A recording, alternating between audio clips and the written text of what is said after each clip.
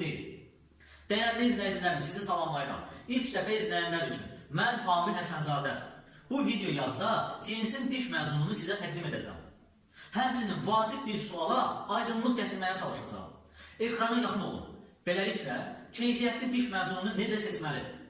Bu suala cavab tapa bilmək üçün gəlin ilk öncə aydınlaşdıraq ki, diş məzununun köməyi ilə biz hansı problemləri həll etmək istəyirik. Yarana biləcək problemlərə diş ərqini, turşuluğu, mikrobları, pis qoxunu misal göstərmək olar. Gəlin görək diş məzunları bu problemlərin öhdəsindən hansı yollarla gəlirlər. Diş ərqi.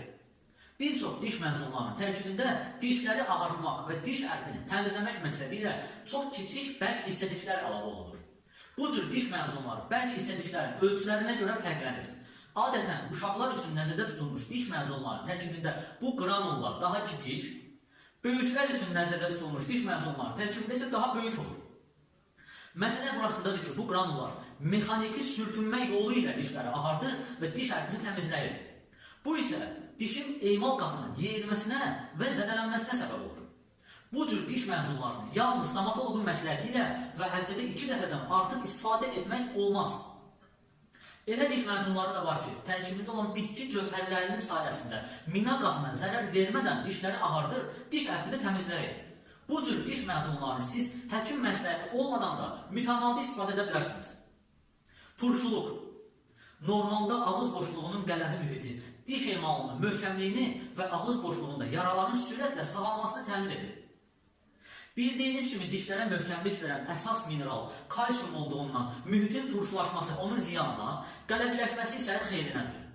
Dişlərin dibində və arasında qalan qida qalıqlarının çürüməsi və turşu tərkibli qidaların davamlı qəbulu dişlərin mina qatına mənfi təsir göstərir.